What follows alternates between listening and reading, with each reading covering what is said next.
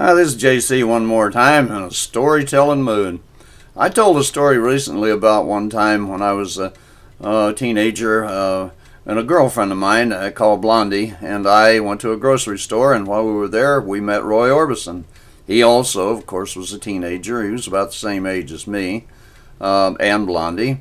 Anyhow, it was very interesting and some folks enjoyed it, and I had mentioned that I had met Hank Williams one time when I was a kid growing up down in Modesto, my hometown. And a couple of people said, gee, we'd like to hear that story sometimes. Well, one of them is my very dear friend and nephew, Francois from Rare Orbison, and also a lady friend of mine named Pauline. And she said, okay, let me know when you have it, and I'll come over and I'll listen to it. So Pauline, I'm going to put her on there right now. And so without further ado, now I'm going to read this off the paper. So if it sounds like it's being read, why, it is. It's better this way because if I take it off the top of my head, sometimes I have a tendency to ramble a little bit, and it takes forever to tell a short story. So anyhow, without further ado, here it is. It's called How I Met Hank Williams by J.C.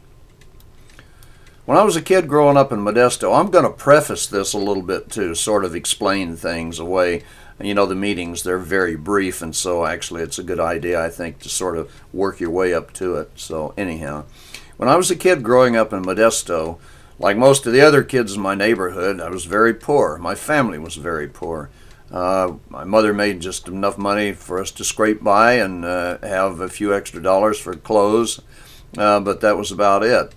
When I was younger, though, age about 7 to 13, I spent most of my time, all the time I could manage, down at the Tuolumne River, which was about a quarter of a mile from our house. I was always sort of a loner growing up, and I preferred my own company usually to that of other people, even my own family. Sometimes I'd head for the river as soon as I woke in the morning and stay there most of the day, often all day until almost dark, and sometimes even after dark. I know my mother worried about me. I didn't know it then, and my sisters worried too, but I guess I had an angel looking after me because although I had an occasional accident, like when I cut my knee to the bone on a broken beer bottle that was under the water in the river, I told about it in one of my short stories. We never got sick or injured. It wasn't worth it. None of my injuries were life-threatening. But you can only be a kid for so long, and so I had to grow up a little bit. And as I grew up a little bit, I sort of got away from the river some. Anyhow, actually I got older, but not necessarily any smarter.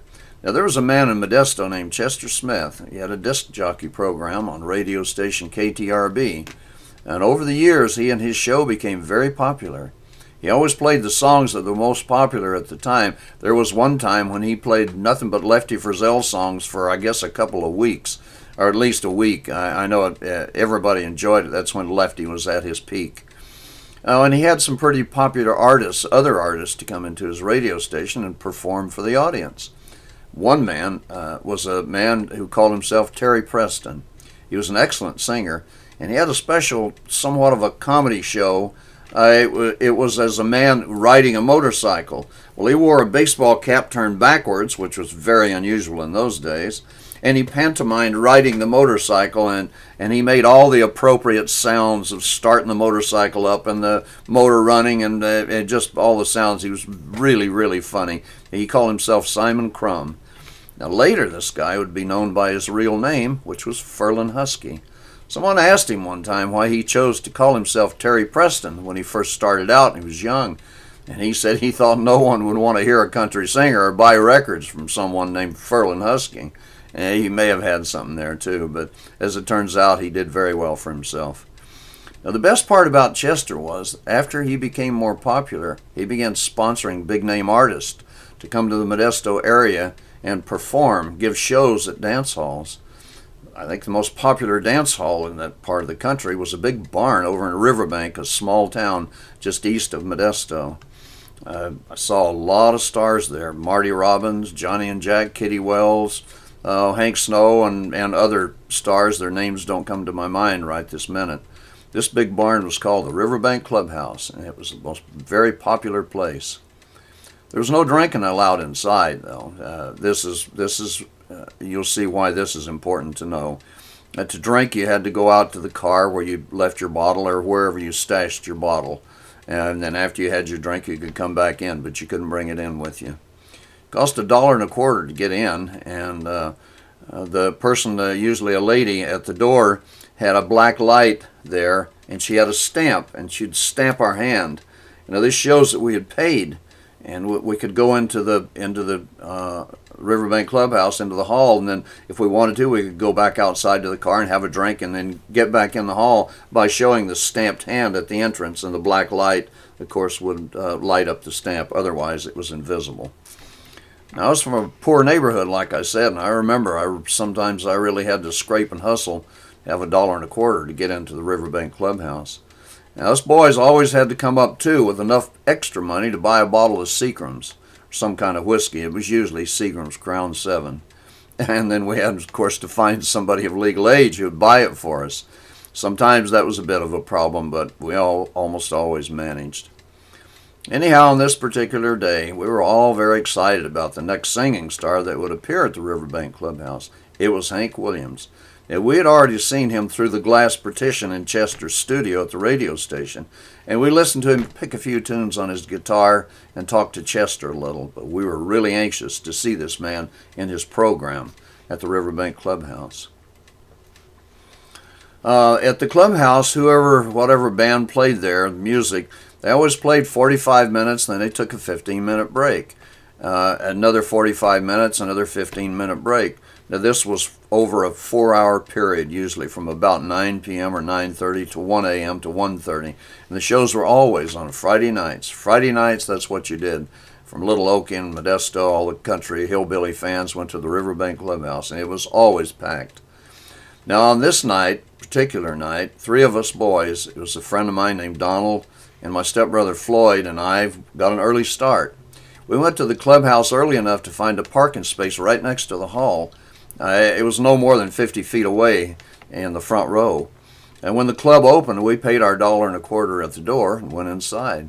First, we each took a quick swig from the whiskey bottle, not much, just enough to get us in a good mood. We found a bench along the wall very close to the bandstand where we'd have no one blocking our vision. It seemed like forever until the lights dimmed a little bit and the musicians came out onto the stage. Chester was there that night, and he announced the musicians. He said, "We're very glad to be here tonight on this special occasion." Then he announced the bands, each one at a time, the bass player, steel guitar player, fiddle, and the whole works. I don't recall any of the names of that band. I'm sure you could look them up on Google, on the internet, if you wanted to. Anyhow, then the band played a fast instrumental piece to open the show. It might have been Under the Double Eagle or whatever it was. Anyhow, it was a fast instrumental. Then Chester came back to the microphone again, and he said, "Now it's time for the star of this show, the one and only Hank Williams." That place went crazy with applause. Everybody applauded and whistled, and it was just, my God, the den, it was so loud you couldn't hardly hear yourself think. And he came out, he was dressed in that white suit, this white cowboy hat, white boots, the whole works. He looked great. The place went crazy with applause.